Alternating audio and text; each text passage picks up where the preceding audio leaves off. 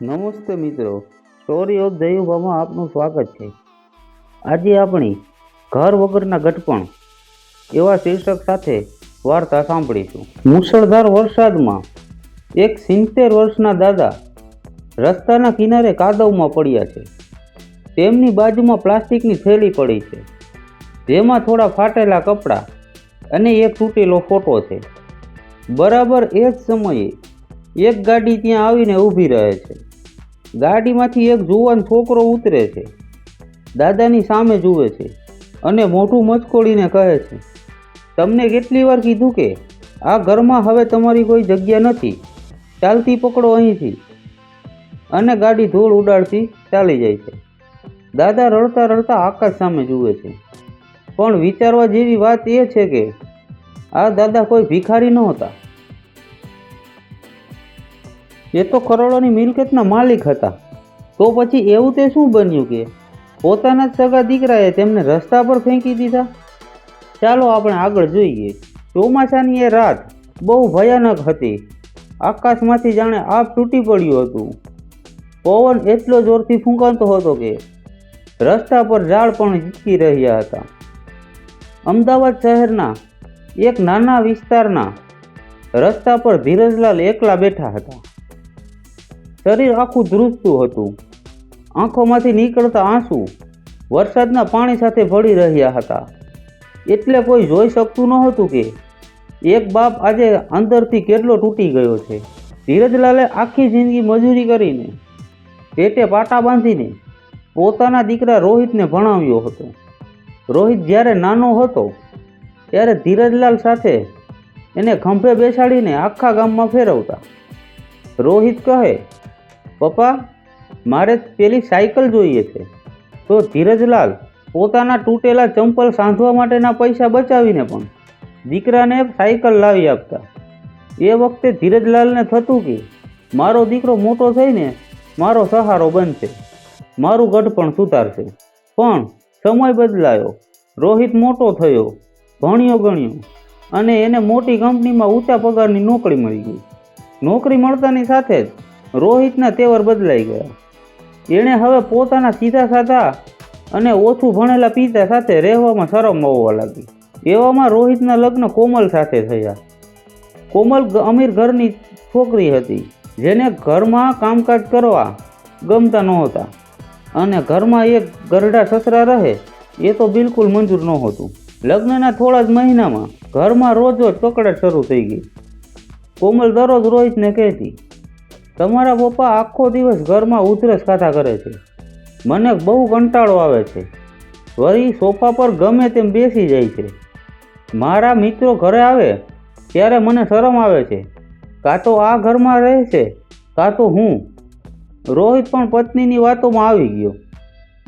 એ ભૂલી ગયો કે આજે એ જે આલિશાન બંગલામાં બેઠો છે એની એક એક ઈંટ એના બાપના લોહી પરસેવાથી ચણાયેલી છે.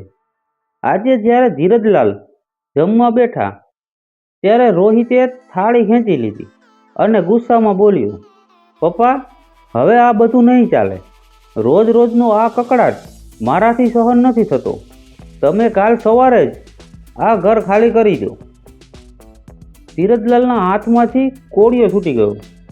એમણે ધ્રુજતા અવાજે પૂછ્યું, બેટા, આ તું શું બોલે છે? આ ઉંમરે હું ક્યાં જઈશ?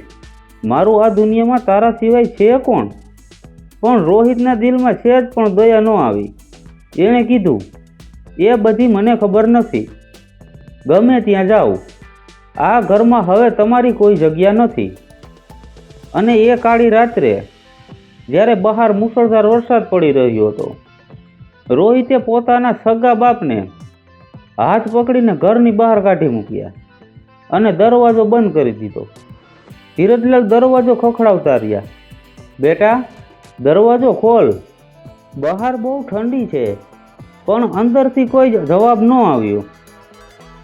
હાથમાં નાની પ્લાસ્ટિકની થેલી લઈને ધીરજલાલ રસ્તા પર ચાલવા લાગ્યા. ઠંડો પવન એમના હાડકાં ધ્રુજાવી રહ્યો હતો. ચાલતા ચાલતા એમનો પગ લપસ્યો અને એ રસ્તાના કિનારે કાદવમાં પડી ગયા. એમની નજર આકાશ તરફ ગઈ. એ વિચારી રહ્યા હતા કે જે દીકરાને મેં ચાલતા શીખવાડ્યું એણે જ મને આજે રસ્તા પર લાવીને ઊભો કરી દીધો. હવે ધીરજલાલનું શું થશે? શું આખી જિંદગી એમને રસ્તા પર જ વિતાવવી પડશે કે પછી એમને જિંદગીમાં કોઈ વળાંક આવશે? રસ્તા પરના કાદવમાં પડેલા ધીરજલાલ આંખો હવે બંધ થવા લાગી હતી. ત્યાં એક કાળી ગાડી આવીને તેમની પાસે ઊભી રહી. ગાડીમાંથી એક માણસ ઉતર્યો અને દોડીને કાદવમાં બેસી ગયો. એણે ધીરજલાલનો ચહેરો જોયો અને એની આંખમાંથી આંસુ સરી પડ્યા. એણે જોરથી બૂમ પાડી, પપ્પા, તમે અહીં આ હાલતમાં?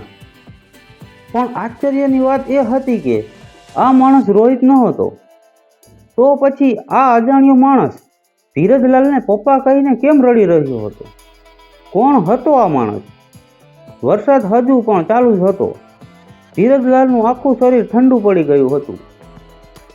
એમને એમ જ હતું કે આજે આ રાત્રે રસ્તા પર જ એમનો જીવ ચાલ્યો જશે. પણ કુદરતને કંઈક બીજું જ મંજૂર હતું. જે માણસ ગાડીમાંથી ઉતર્યો હતો એનું નામ આનંદ હતું. આનંદે તાત્કાલિક ગાડીના ડ્રાઈવરની મદદ લઈને ધીરજલાલને ગાડીની પાછલી સીટ પર સુવડાવ્યા અને હોસ્પિટલ લઈ ગયા. હોસ્પિટલના ડૉક્ટરોએ તાત્કાલિક સારવાર શરૂ કરી. આનંદ બહાર ચિંતામાં આટા મારી રહ્યો હતો. એ વારંવાર ભગવાનને પ્રાર્થના કરતો હતો કે હે પ્રભુ, ધીરજ કાકાને કંઈ થવા ન દેતા.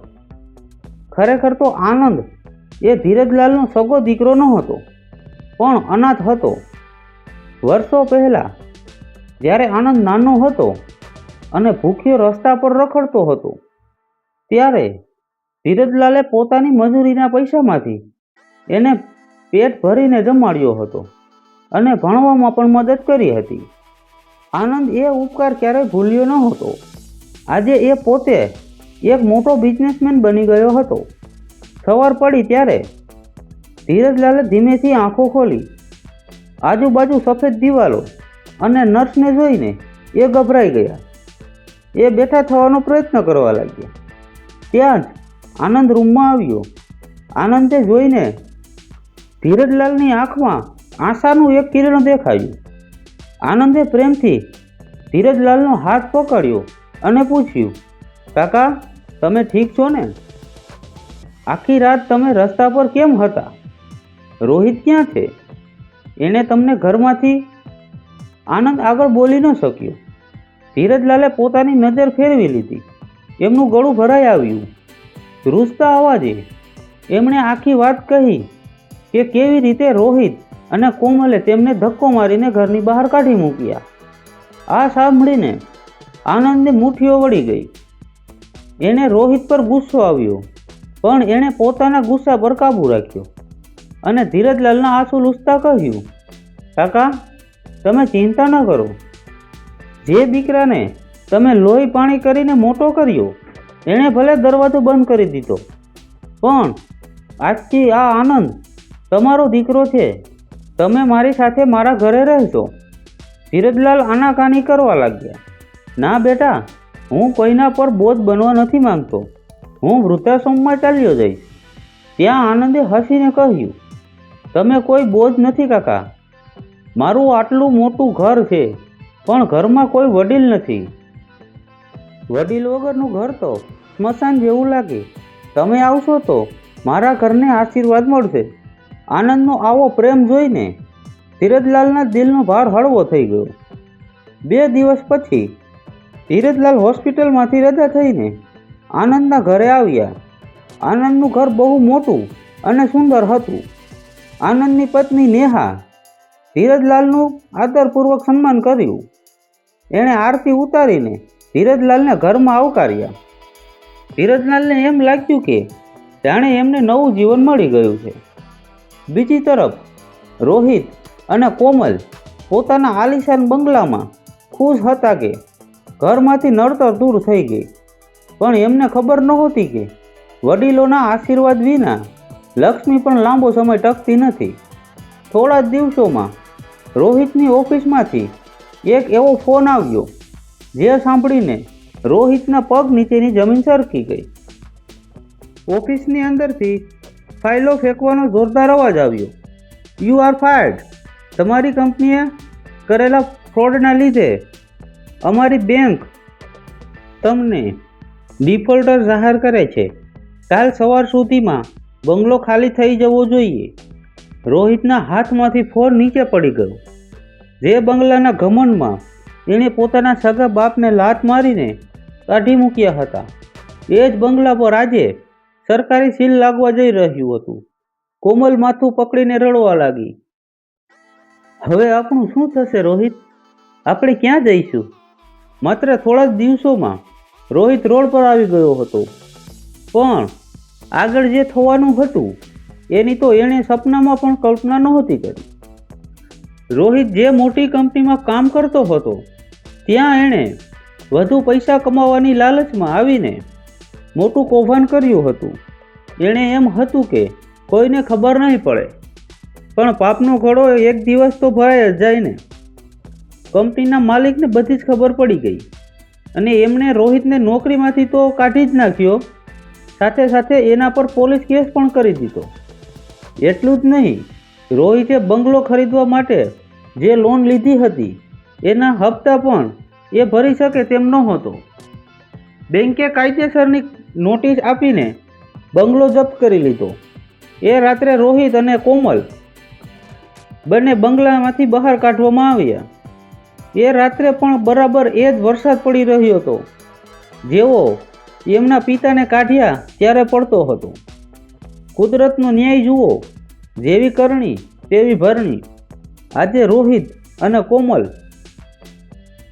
હાથમાં 2 સૂટકેસ લઈને રસ્તા પર ઊભા હતા. કોમલ રડતા રડતા રોહિત પર ગુસ્સો કરતી હતી. તમારા લીધે આજે મારી આ હાલત થઈ છે. મેં તમારી સાથે સુખ ભોગવવા લગ્ન કર્યા હતા, રસ્તા પર રજડવા નહીં. બીજી તરફ આનંદના ઘરે ધીરજલાલ બહુ ખુશ હતા. આનંદ અને એની પત્ની નેહા ધીરજલાલને પોતાના સગા પિતાની જેમ સાચવતા હતા. સવારે ગરમ ચા નાસ્તો આપવો, સમયસર દવા આપવી અને સાંજે વ્હીલચેર પર બેસાડીને બગીચામાં ફરવા જવું, આ બધું નેહા વગર કહીએ પ્રેમથી કરતી. ધીરજલાલનું સ્વાસ્થ્ય પણ હવે સારું થઈ ગયું હતું. એમના ચહેરા પર એક અલગ જ શાંતિ હતી. એક દિવસ આનંદે ધીરજલાલ પાસે આવીને કહ્યું, પપ્પા, આપણી કંપની એક નવો પ્રોજેક્ટ શરૂ કરી રહી છે.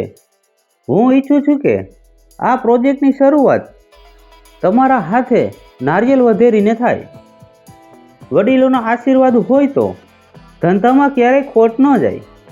ધીરજલાલની આંખો હરખમાં આંસુથી ભરાઈ આવી. તેમણે આનંદના માથે હાથ મૂક્યો અને આશીર્વાદ આપ્યા.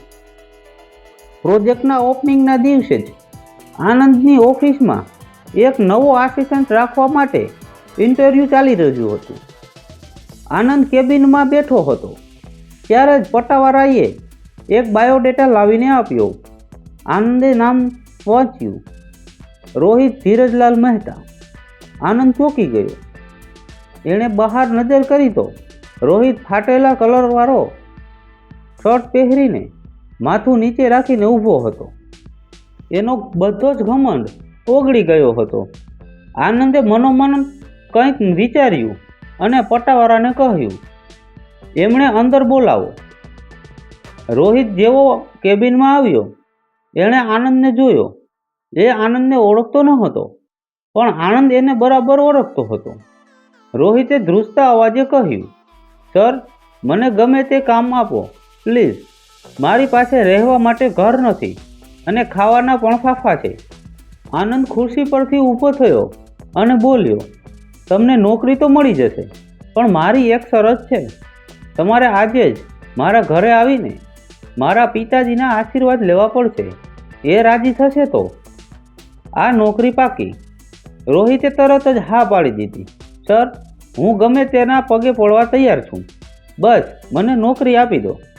રોહિતને ખબર નહોતી કે આનંદ એને કોના ઘરે લઈ જવાય છે. જ્યારે રોહિત આનંદના આલિશાન ઘરે પહોંચ્યો અને ડ્રોઈંગ રૂમની દરવાજો ખોલ્યો ત્યાં સામે સોફા પર બેઠેલી વ્યક્તિને જોઈને રોહિતના હોશ ઉડી ગયા.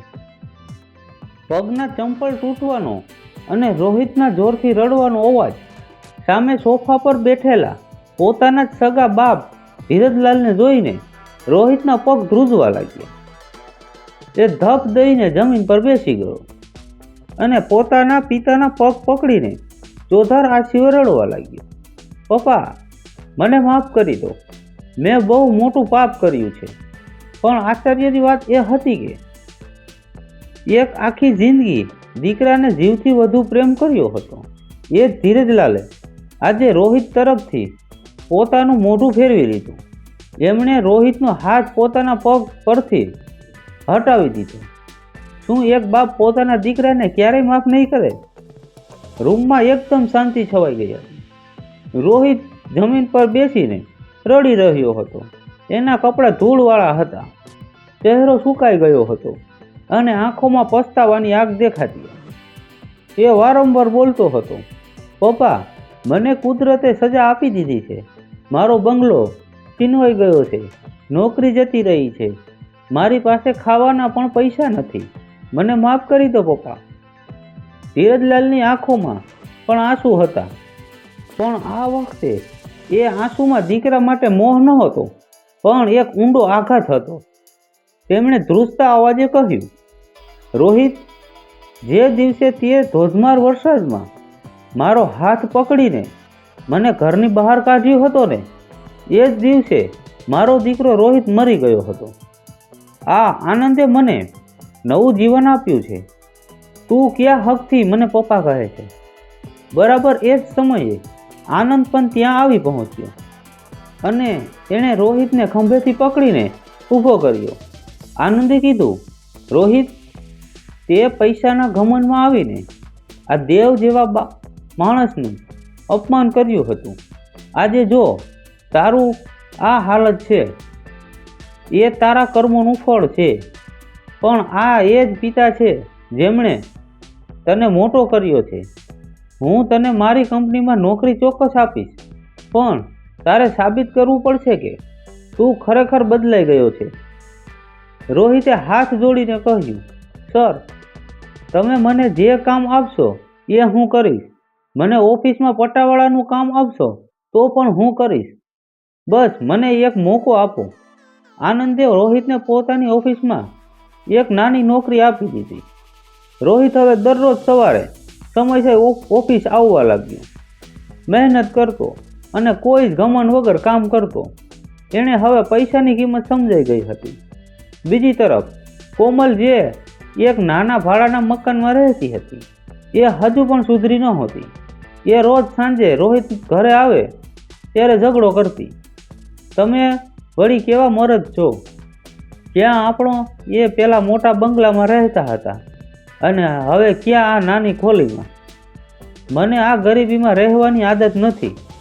રોહિત શાંતિથી બધું સહન કરતો, કારણ કે એ જાણતો હતો કે આ બધું એના જ પાપનું પરિણામ છે. એક દિવસ ઓફિસનું કામ પતાવીને રોહિત આનંદના ઘરે ગયો. એ ધીરજલાલ માટે દવાઓ લઈને આવ્યો હતો. એણે દૂરથી જોયું કે નેહા ધીરજલાલને વ્હીલચેર પર બેસાડીને બગીચામાં ફેરવી રહી હતી અને ધીરજલાલ ખડખડાટ હસી રહ્યા હતા. રોહિતની આંખો ભરાઈ આવી. એણે વિચાર્યું, જે સુખ મારે મારા પિતાને આપવાનું હતું, એ સુખ આજે કોઈ અજાણ્યા લોકો આપી રહ્યા છે. રોહિત હિંમત કરીને બગીચામાં ગયો અને ધીરજલાલની સામે ઊભો રહ્યો. એણે ધીમેકથી કહ્યું, પપ્પા, તમારી તબિયત તો સારી છે ને? હું તમારા માટે દવા લાવ્યો છું. ધીરજલાલે એની સામે જોયું, પણ કંઈ બોલ્યા નહીં. એમની આંખોમાં હજુ પણ રોહિત માટે એક અજાણ્યો ડર હતો. રોહિત ત્યાંથી પાછો વળી રહ્યો હતો. ત્યાં જ એના ફોનની રિંગ વાગી. ફોન કોમલનો હતો. કોમલ સામેથી બૂમો પાડીને બોલી રહી હતી, રોહિત, જલ્દી ઘરે આવો, ઘરમાં ચોર ઘૂસી આવ્યા છે. અને એટલું બોલતા જ ફોન અચાનક કટ થઈ ગયો અને પાછળથી કોમલની ચીસ સંભળાઈ. રોહિતના હાથમાંથી ફોન છૂટી ગયો. હવે શું થવાનું હતું કોમલ સાથે? શું રોહિત પર કોઈ નવી મુસીબત આવવાની હતી? રોહિત દોડતો દોડતો ઘરે પહોંચ્યો, પણ ત્યાં સુધીમાં બહુ મોડું થઈ ગયું હતું. ઘરનો સામાન વેરવિખેર પડ્યો હતો અને કોમલ બેભાન હાલતમાં જમીન પર પડી હતી. ચોરોએ દાગીના લૂંટવાની લાલચમાં કોમલ પણ જીવલેણ હુમલો કર્યો હતો. હોસ્પિટલના આઈસીયુ ઓપરેશન થિયેટરની બહાર રોહિત માથું પકડીને બેસી ગયો. ડોક્ટરે બહાર આવીને કીધું, ઓપરેશન માટે તાત્કાલિક 2 લાખ રૂપિયા જમા કરાવો, નહીતર આમને બચાવવા અઘરા છે. રોહિત પાસે 1 રૂપિયો પણ નહોતો. એણે પોતાના જૂના મિત્રોને ફોન કર્યા, પણ ગરીબ બનેલા રોહિતને કોઈએ મદદ ન કરી. એ બિલકુલ એકલો પડી ગયો હતો. રોહિત હોસ્પિટલના ખૂણામાં બેસીને ધ્રુસકે ને ધ્રુસકે રડી રહ્યો હતો. એણે સમજાઈ ગયું કે જ્યારે માણસ પાસે પૈસા અને સત્તા હોય ત્યાં જ બધા સગા બને છે. આજે મુસીબતના સમયે કોઈ એનો સાથે નહોતું. એણે આકાશ તરફ જોઈને હાથ જોડ્યા, હે ભગવાન, મને મારા પાપની સજા આપ, પણ કોમલનો જીવ બચાવી લે. બરાબર એ જ સમયે હોસ્પિટલના કોરિડોરમાં ચંપલનો અવાજ આવ્યો. રોહિતે માથું ઊંચું કરીને જોયું તો સામે આનંદ અને તેની વ્હીલચેર પર બેઠેલા પિતા ધીરજલાલ ઊભા હતા. આનંદે સીધા કાઉન્ટર પર જઈને 2 લાખ રૂપિયા જમા કરાવી દીધા અને ડૉક્ટરને કીધું, સાહેબ, ઓપરેશન શરૂ કરો, પૈસાની ચિંતા ન કરતા. રોહિત દોડીને આનંદના પગમાં પડી ગયો. સર, તમે તો ભગવાન બનીને આવ્યા. હું તમારા આ પૈસા જિંદગી પર મજૂરી કરીને પણ ચૂકવી દઈશ. ત્યારે આનંદે રોહિતને ઊભો કર્યો અને વ્હીલચેર તરફ ઈશારો કરતા કહ્યું, રોહિત, તારે મારો આભાર માનવાની જરૂર નથી. આ પૈસા મેં નથી આપ્યા. જ્યારે તારા ઘરે આ આફત આવી ત્યારે પપ્પાએ મને કીધું કે ગમે તે થાય મારા દીકરાની વહુનો જીવ બચાવવો જોઈશે. આ પૈસા પપ્પાએ પોતાની બચતમાંથી આપ્યા છે. રોહિત શાંત થઈ ગયો. એણે પિતા ધીરજલાલ સામે જોયું. ધીરજલાલની આંખોમાં હજુ પણ એ જ પિતૃત્વનો પ્રેમ વહી રહ્યો હતો, જેણે રોહિતે એક રાત્રે ઠુકરાવી દીધો હતો. રોહિત ધીરજલાલના ખોળામાં માથું મૂકીને રડવા લાગ્યો. પપ્પા, હું આટલો નાલાયક નીકળ્યો તોય તમે મને વાલ કરો છો. મેં તમને ઘર વગરના કર્યા અને તમે મને રસ્તા પરથી ઉપાડી લીધો. ધીરજલાલે ધ્રુજતા હાથે રોહિતના માથા પર હાથ મૂક્યો અને વહાલથી કીધું, બેટા, ગમે તેવો હોય, તું મારો દીકરો છે. બાપ ક્યારેય પોતાના સંતાનનું ખરાબ ન ઈચ્છી શકે. તને તારી ભૂલ સમજાઈ ગઈ. મારા માટે એ જ બહુ છે. થોડા કલાકો પછી ઓપરેશન સફળ રહ્યું અને કોમલને ભાન આવ્યું. કોમલની આંખો ખુલી ત્યારે એની સામે રોહિત અને તેના સસરા ધીરજલાલ ઊભા હતા. કોમલને જ્યારે ખબર પડી કે એનો જીવ બચાવવા માટે એ જ સસરાએ પૈસા આપ્યા છે જેમણે એને ઘરમાંથી કાઢી મૂક્યા હતા, ત્યારે એની આંખોમાંથી પણ પશ્ચાતાપના આંસુ વહેવા લાગ્યા.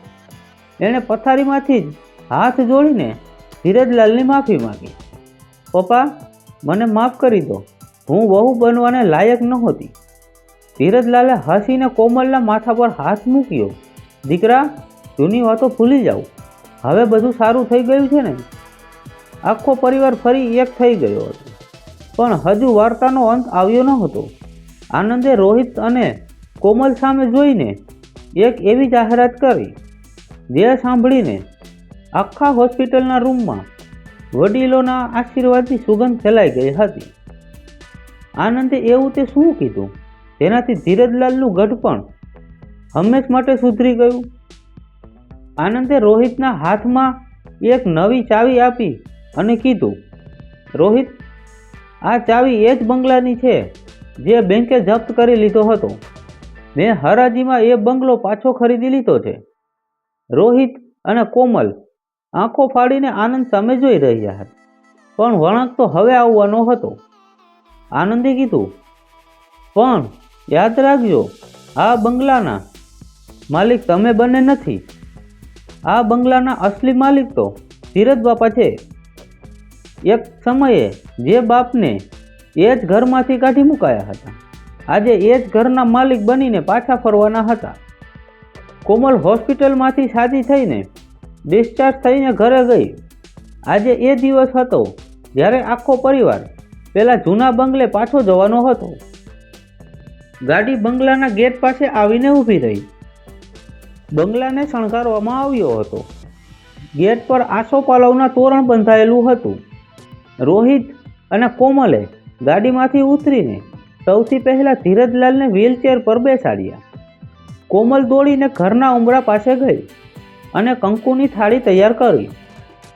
એણે હસતા હસતા આંખમાં આંસુ સાથે કહ્યું, પપ્પા, આ ઘર તમારા લોહી પરસેવાનું છે. આજે અમારે આ ઘરમાં વહુ અને દીકરો બનીને ગૃહ પ્રવેશ નથી કરવો. આજે તો આ ઘરના લક્ષ્મી અને માલિક બનીને તમે પહેલાં પગલું મૂકો. ધીરજલાલની આંખો હરખના આંસુથી છલકાઈ ગઈ. જે ઉંમરેથી એમને ધક્કો મારીને કાઢવામાં આવ્યા હતા, આજે એ જ ઉંમરે એમની આરતી ઉતારવામાં આવી રહી છે. ધીરજલાલે ધ્રુજતા પગે કંકુના પગલાં પાડીને ઘરમાં પ્રવેશ કર્યો. રોહિતે પિતાના ચરણ સ્પર્શ કર્યા અને બોલ્યો, પપ્પા, હવે આ ઘરમાં કોઈ કકળાટ નહીં થાય. તમારી ખોખો ઉધરસનો અવાજ જ આ ઘરની સાચી શાન છે. વડીલ વિનાનું ઘર તો ખાલી ડબ્બા જેવું લાગે. બરાબર એ જ સમયે આનંદ અને નેહા પણ ત્યાં આવ્યા. આનંદે ધીરજલાલને ગળે લગાડ્યો અને કહ્યું, બાપા, મારું કામ અહીંયા પૂરું થયું. મેં મારો પિતૃ ઋણ અદા કર્યો છે. જ્યારે મારી પાસે કોઈ નહોતું ત્યારે તમે મને સાચવ્યો હતો. આજે તમારી મૂડી મેં તમને પાછી સોંપી દીધી. ધીરજલાલે આનંદના માથા પર હાથ મૂક્યો અને કીધું, બેટા, તું મારો જ દીકરો છે ને. તે સાબિત કરી દીધું કે સંબંધો લોહીના નહીં પણ દિલના હોય છે. વર્ષો વીતી ગયા. હવે એ ઘરમાં રોહિત અને કોમલના નાના બાળકો પણ આવી ગયા હતા. એ બાળકો આખો દિવસ દાદા ધીરજલાલની આજુબાજુ રમતા, એમની લાકડી લઈને દોડતા અને રાત્રે એમની પાસે વાર્તા સાંભળીને જ સૂતા.